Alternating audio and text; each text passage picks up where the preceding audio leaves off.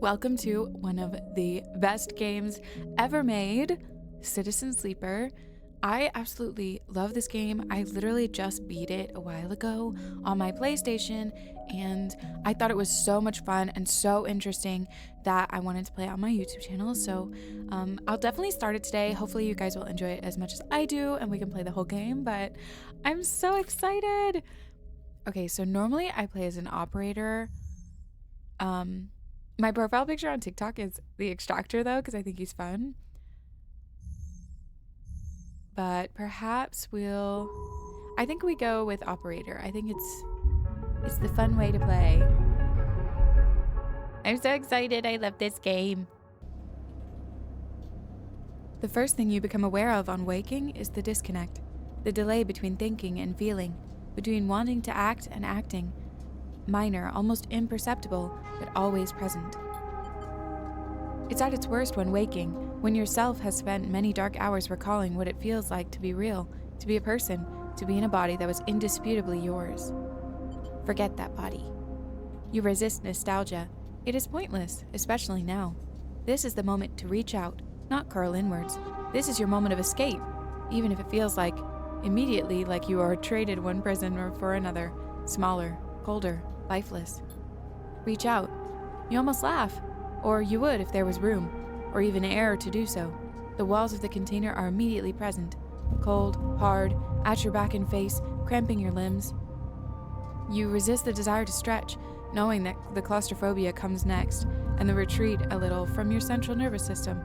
It isn't painful, not like you used to know pain at least.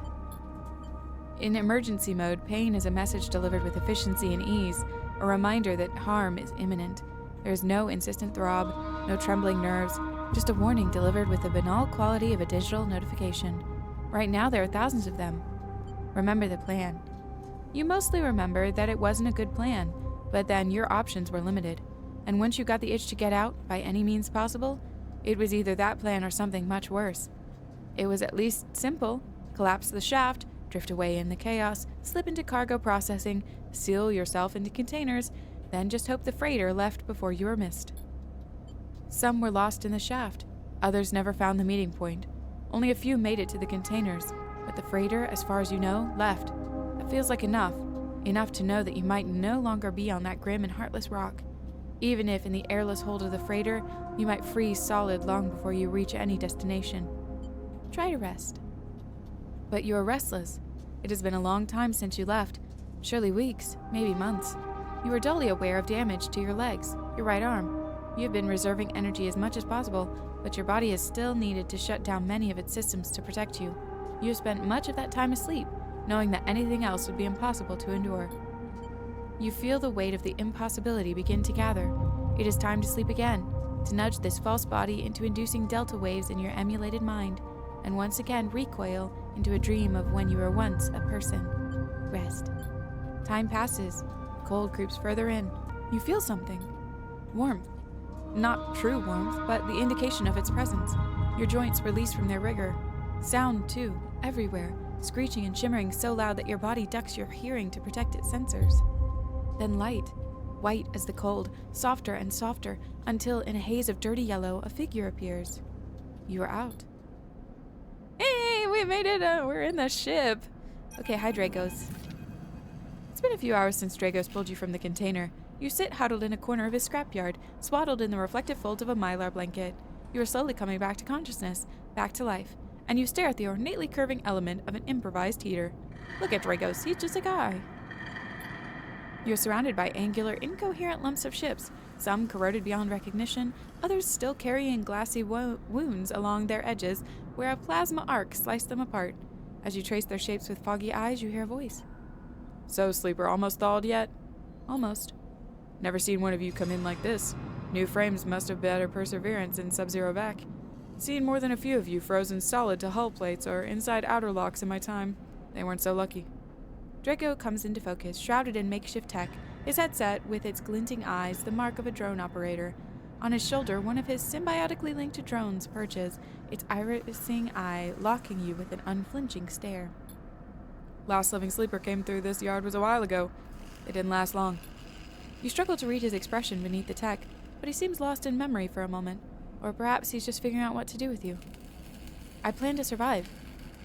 You aren't sure if he hears you.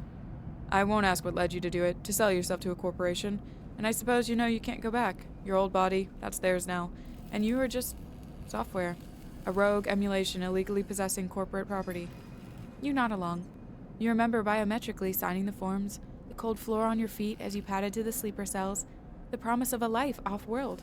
But as you do, you get the now familiar sensation that these aren't your memories. These are things you know, but not things you feel. You're no longer that person. You're an offshoot, a copy. What you won't know is what's ahead. At least the last one didn't. There's no easy way to put it. That body of yours is falling apart. It's the same for any sleeper who makes it out. S&ARP wants to protect their property, but if they can't keep hold of you, well then, no one can. You remember that too, or at least rumors of it from the other sleepers. Planned obsolescence, a built-in dependence on the regularly administered supplements that were part of your routine. Stop taking them and your body begins to shut down. Separate from your emulated mind. How long has it been? How long do you have? But for now, sleeper, you're one of the lucky ones. Dragos glanced up and away, toward the glassy dome of the yard. The eye is the best place you could be right now. Stay silent. Dragos impatiently shifts his weight. Look, I've got things to be getting on with, he trails off. There's an old freighter container I've been using as storage out in the stacks. We haven't been pulling in much valuable scrap these days, so you're welcome to it. Something wells up inside of you. Emotion, fatigue. You shakily get to your feet. Nod. All right, you head up there. You look like you need some rest. And with that, Dragos stalks back into the Rex, his drones already converging on a rusting hulk, plasma flashes silhouetting his spindly figure as he returns to work. I have a home!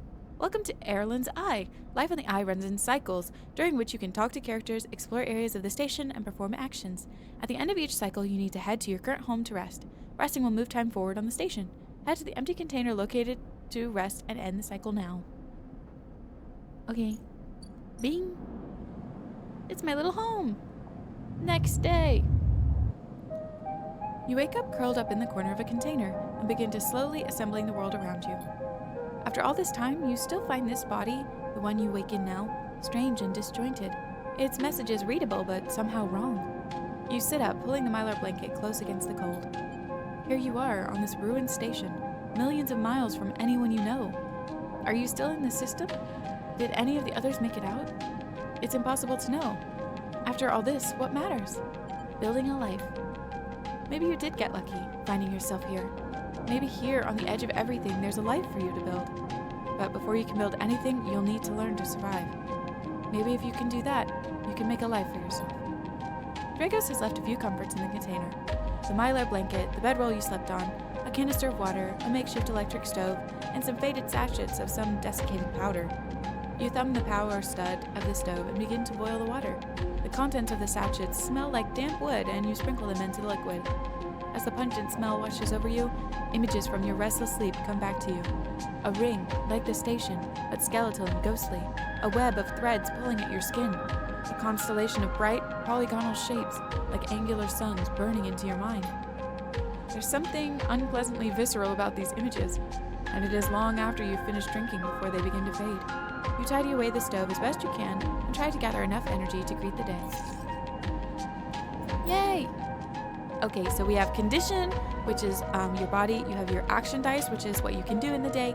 And you have your energy, which is like you need to eat. So let's leave. Dragos is standing in the corridor when you close up the container.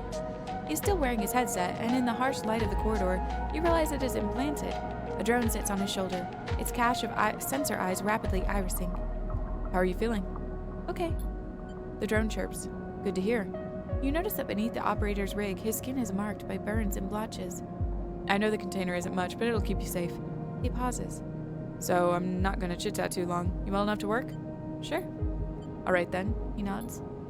At the yard, it's simple stuff. We hack these old hulls down, sell them off to the shipyards or the bright market dealers for cryo. Occasionally we pull out some tech, something with a bit more value, but most of it, what comes in is scrap. It's hard to find good hands here, but I figure as a sleeper, you'll be used to manual labor. And obviously I'll slip you a few chits of commission based on what you turn up. Got it. He shuffles his feet nervously. Look, I wouldn't usually do this. In my opinion, you'd be best suited moving on as quick as you can, and sleepers, well, he trails off. But things being the way they are for me at the yard, He pauses. I need the help. Happy to. Okay. He pauses, thinking of something else to add. Look, just come down to the yard when you're feeling fresher. There's plenty to do. Will do. He nods distractedly and turns and walks away, the drone hopping along ahead of him. See you later. He calls back. Looks like it's time to get to work. Yes! I can't remember how to scroll. Yes, so there's stuff I can also do here. See this? I need 60 cryo and I can go past the low end. And then there's this place down here. But first, we need to do some scrap, which we do some actions. So obviously a better dice roll is better, and you can see I have a -1 for manual service, so we probably want to do the engineer one. But we'll go with the easy dice rolls.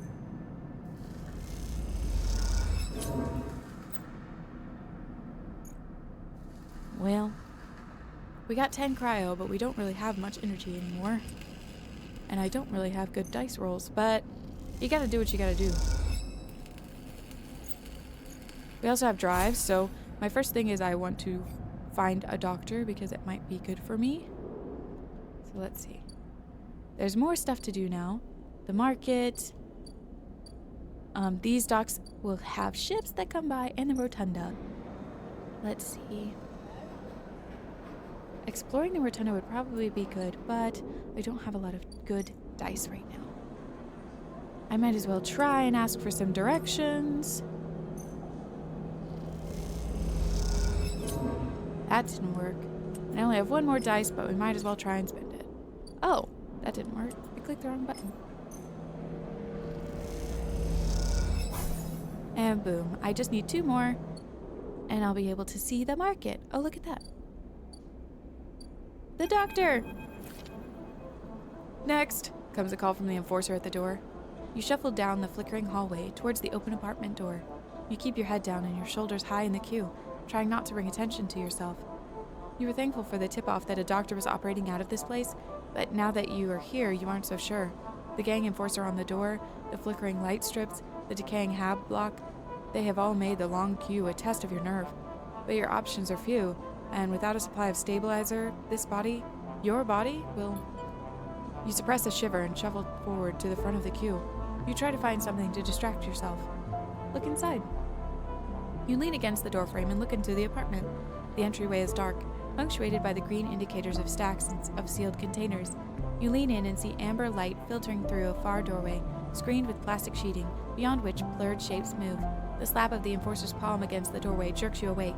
Wait your turn, he growls. After a few moments, a figure pushes through the doorway, and you catch a distant voice. Send the next one in, Toshiro. The enforcer jerks his head, and you slip inside, passing through the dark entryway and pushing through the plastic sheeting on the far door. The room beyond is bathed in a warm light. A floor-to-ceiling transparent panel gives a full view of the Bright Market's sealed roof and the buzzing traffic above, and for a moment, you are transfixed by the motion. Come, sit, calls a sharp voice, and you see a silhouetted figure turning away, replacing the plastic sheeting over the frame of a simple folding bed. You make your way across the room. I love all the artwork in this game. Everyone looks so cool. The figure turns, and as they do, you see an expression of confusion flash across their features. They open their mouth as if to speak. They blink, and then quickly regain their composure. Please, sit. They gesture to the bed, then turn to open a case of tools on the table. You sit. Sabine turns, a compact diagnostic scanner of some kind in their hand. They hold it to their eye. Remain still, please. Their tone is clipped and businesslike. You stare ahead, still dazed from their expression when you first entered. Fear, recognition, sadness, unmistakably etched across their face. How long have you been on the station, they ask. The scanner still in their eye. A few cycles. They nod. It's good you came to me. They set the diagnostic scanner on the table. I'm going to start by assuming you don't know anything. They take your arm and roll up your sleeve, inspecting your synthetic skin. Your body is dying. They say it without ceremony, without drama, but not without empathy. SN-ARP doesn't like to see its proprietary technology let loose.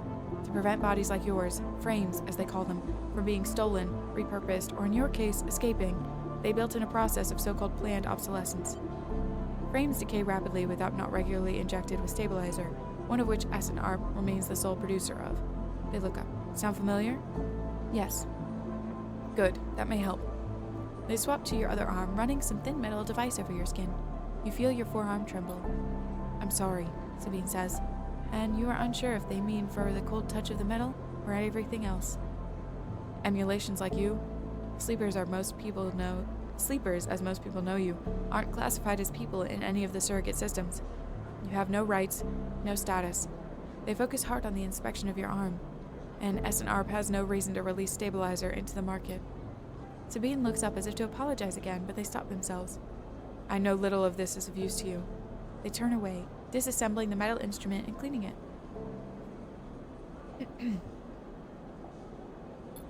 Silence fills the room as Sabine works, and then the silence gives way to tension. You stare at their back, willing them to say something, anything. Sabine turns to face you. I may be able to help. They sigh, and you see the darkness under their eyes, hear the fatigue in their voice. They gesture to the door.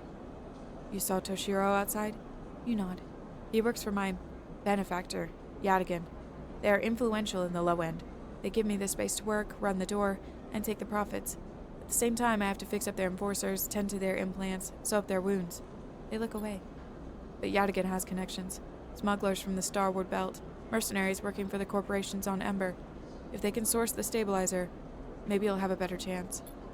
Sabine sets down their slate, their notes complete. This is dangerous, and it'll be expensive, but I think we can do it. Thank you. Sabine walks away into the window, their face dappled by the shadows of passing drones. Let's just see if this works first. I'll let you know when I have a lead. You nod and leave, Sabine still staring out, unmoving. When you reach the lower level of the market, you look back up through the panels of the roof to see if you can see their face, but the room looks dark against the lights of the market.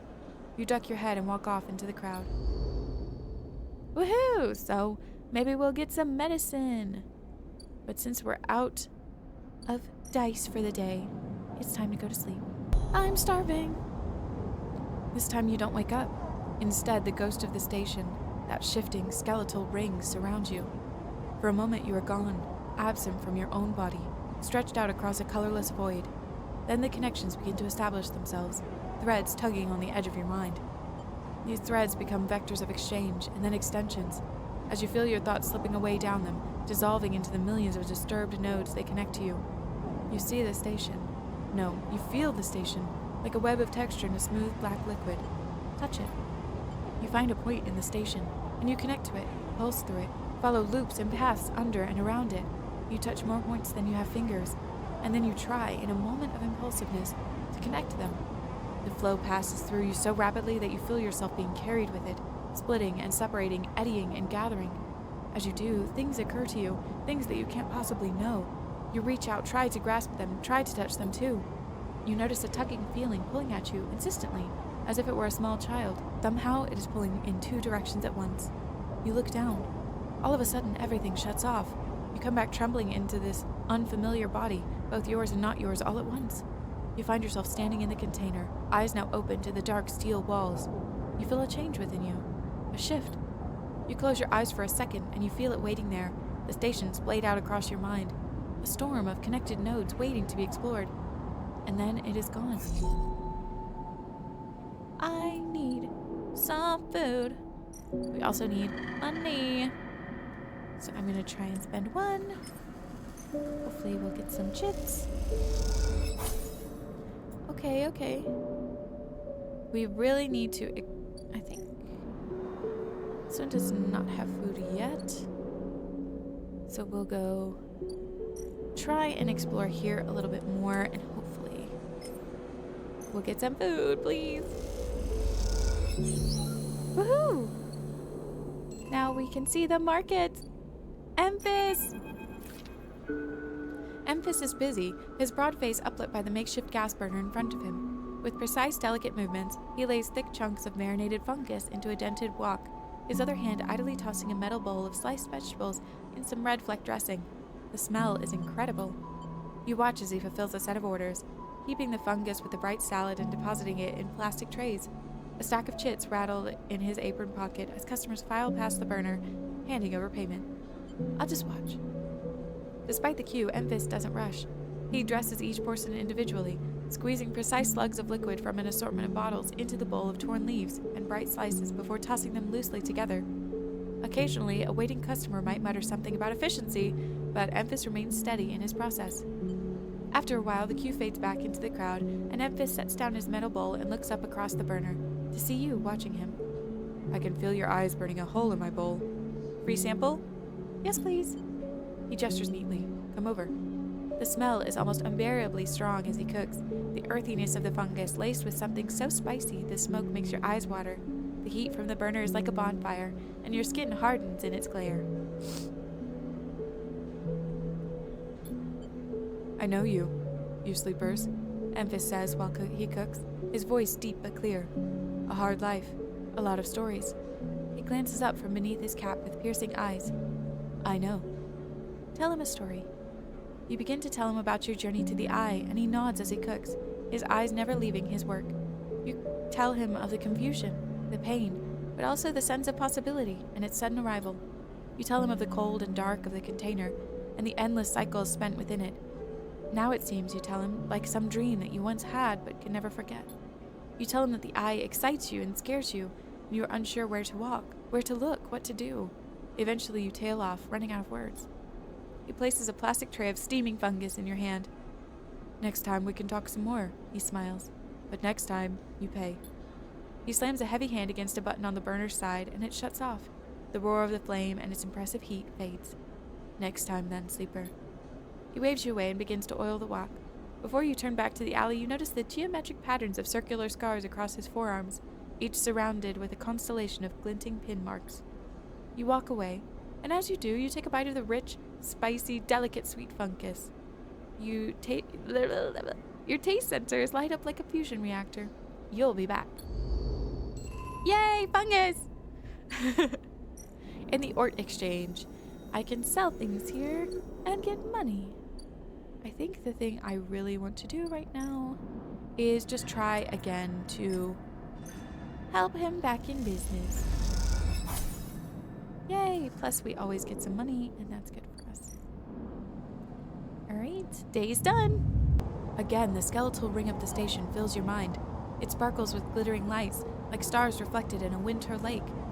It is clearer, crisper than before. The threads still pull, but you remain in place, flickering in the flow. Between the threads you see bright shapes, caches of simmering light beneath transparent crystal forms. You follow the path of a thread across the ring, through these forms, then leap off into the void. You begin to understand. These are nodes and connections, a map of information, of communication. There are so many layers, so many loops that it seems almost impossible to parse, but you can begin to try. Follow the threads. There are more threads than you can count. You choose one that passes nearby and approach it. As you inspect it, you understand why you instinctively chose the word thread when you first saw them. They are not single lines, but rough, fuzzy things, woven from data strings of all kinds. The threads and nodes, passages and puzzle boxes, one thing leads to another. There is so much here, so many answers, so many questions. All you need to do is follow the paths and open the boxes. You look out across this ghost landscape of exchange and see an opportunity. But then, the insistent tugging again, pulling at you. You look down again and see two lines, two threads pulling in different directions as if they were tied around you. The second thread leads in, pulling deep into the station. Your gaze follows it, and this time you see something, a sphere shimmering above a strange angular body. A pulse shoots out from it, passing over you like a torch beam, testing you, tasting you. The first thread leads out, away from the station into the inky black. Someone out there is tracking you, hunting you, following the thread to approach you. They are in a ship, and the ship is approaching ever closer with each cycle. You open your eyes. Time is short. Someone is tracking me! That's horrible! Something has changed inside you. You can now access the data cloud of the Eye, a network of decaying protocols and data caches. While there, you can use dice and items to access systems and extract data. But be careful, these networks are old and strange. So when I click the eyeball, I can see the nodes that I can collect. First things first, though, we really need to help Draco.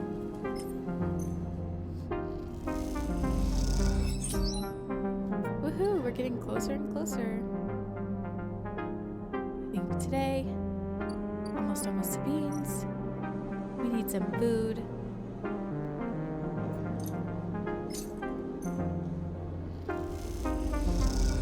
And we're getting emphasis trust. But we also just actually need to eat. Don't have any scrap to sell. Let's see. Let's try and get a node. You have to match the dice roll, so... Yes. Because I don't have a 1, I can't do this one. But perhaps there's others I can do. I don't have that right now. But I can do this one.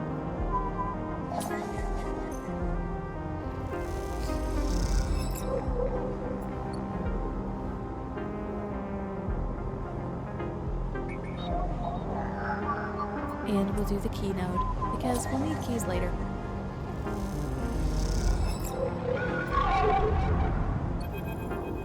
Oh. As you drift back from the node, something latches onto you. A thread strung tight around you. It tethers you in place. A taste. The voice makes you shiver. Its source somehow both distant and close behind your ear. You see a distant glint of light shut off, and then suddenly a shape is at your side. It stalks around you, circling like a shark, like a wolf. Entity unknown, astringent, processing, resist. You struggle against the thread and it tightens in response, a glittering garrote. Please hold. The thread around you thickens until it is a ring, a cylinder, a tunnel of light circled around you. It is blinding for a moment and then it is gone. As it fades, you see a figure, a creature, in front of you. Its strange head flickers between different angles, reading you. What are you? The shape paces around you on lithe legs, though there is no ground here to pace on. Entity, identity, origin, serial, cadence. The figure faces you expectantly. Stay silent. Refusal. The figure's strange head rotates. Brackish signature. Of and not of. Attempting interface. As the figure speaks, more threads begin to spiral from its head. Thick, snaking, vibe like ribbons that flex and wave. They approach with intent. Run. You kick off and glide away through the cloud, the threads surging after like predatory tentacles. They follow, wrapping the space around you until you are held within a web, a tangle of tentacles closing in. Stop. Hunter halts its threads, its head twitching. Entity. Your identity is unknown. We only seek to correct illegalities. Can you confirm your legal right to sentience? I'm a person. Incorrect. You are an entity. All at once, Hunter's head is directly in front of yours, blocking your vision. You stink of their taste. The one from the sealed dock. Hunter shimmers with fury. I will find access. I will interface.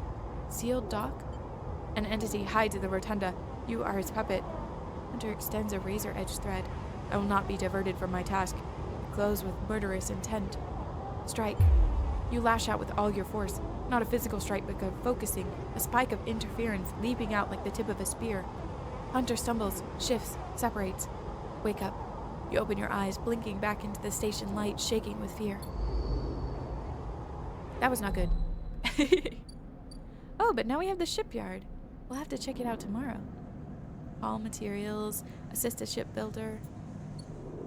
That'll be good to do too. We're out of dice, and hopefully Sabine will be able to help us tomorrow.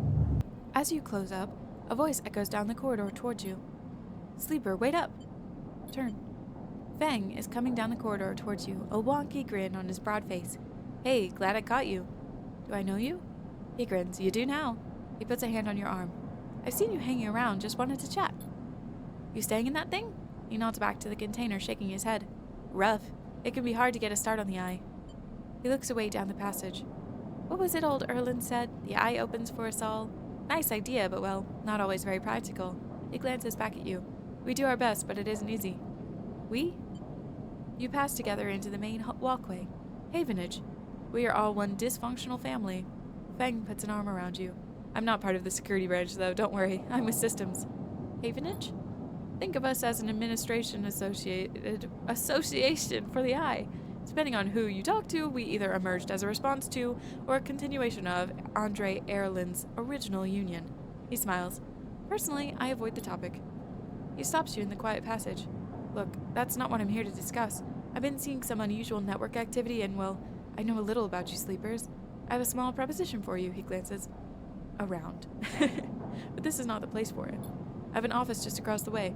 Give me a cycle or two to prepare, then when you are settled, stop by. He lowers his voice and gives you a dark look. In truth, I need you. If what they say is true about you sleepers, well, there's work to be done. He pats you on the back, his voice brightened, his dark look suddenly gone. Stay clean, sleeper. He walks off down the passage, raising a hand in farewell. Alright, let's do one more hull dissection. Alright, so we need about 2 more, but I don't really have a lot of good stuff for him right now. Talk to Sabine. The first thing you see on entering is the glint of Toshiro's implants, like cat eyes in the dark of the corridor. He nods you in as you arrive at Sabine's door. The entryway is still dark, and you push through the sheeting into the surgery. I have it. Sabine stands with a case open in front of them, a set of vials lined up inside, separated by foam inserts. They pick one up, rotating it in the warm light. I have no idea how Yadigan... They trail off. We should treat this with caution. It looks authentic, but I have no idea if it really is what it appears to be. I'm the test case? That seems to be the case. Unfortunately, I'm not sure we have another choice. They gesture for you to sit on the bed. The stabilizer works under a similar principle to an immunosuppressant in a transplant operation, in that it stops your body from rejecting the unfamiliar part of itself. In the case of your frame, the unfamiliar part is each of your biosynthetic organ groups, which over time are identified by your body as foreign material and therefore must be eliminated. Sabine holds up a vial of the would-be stabilizer.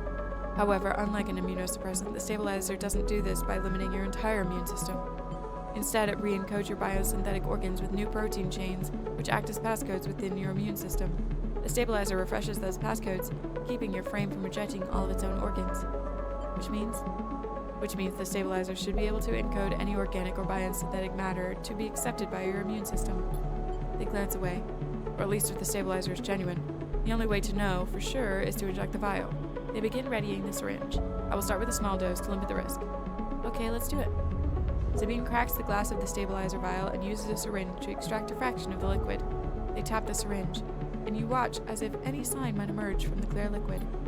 You barely feel the needle, your frame registering the initial injection but with little response. A sensation begins to spread from the site, a fizzing, trembling wave that disperses through your arm with incredible speed. Your vision goes white, and when it returns, Sabine appears encased in shards of sparkling light that slowly fade into darkness as you settle back against the bed. You swim in darkness. Muffled noises like an argument heard from underwater, prickling waves of cold. When you sit back up, Sabine is sitting in a chair by the window, facing away from you, backlit by the glow of their slate. Awake? Yes. The stabilizer is genuine. They sit down beside the bed. I don't know how Yadigan acquired a case of this stuff, but they did. Sabine looks troubled, distracted. You should rest some more, but you're going to have to do that somewhere else. They gesture to the door. I have other patients. Sorry.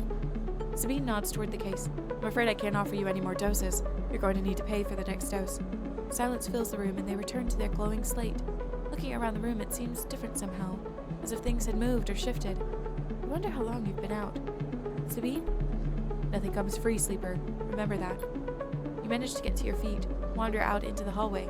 The queue stretches down the flickering corridor. Toshiro stands impatiently by the door and fixes you with a glare as you leave. You lower your eyes as you stumble past, somehow faintly aware of the station spinning beneath you. Well, that's probably not great, but now we can buy stabilizer if we have 100 chits, which we do not yet.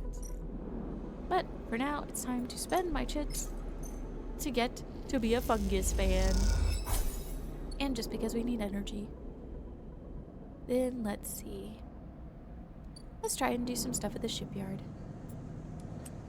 It probably won't be too good, but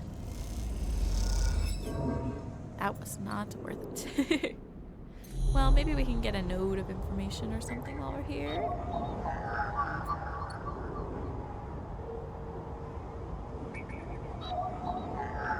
We'll get this key node.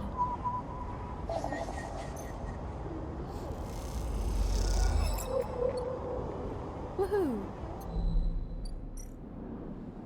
And with that is the end of this video. I hope you enjoyed. I absolutely love this game. It'll be a little bit slower to actually play it for you guys because I have to read everything out, but I really enjoy it, so I hope you guys do too.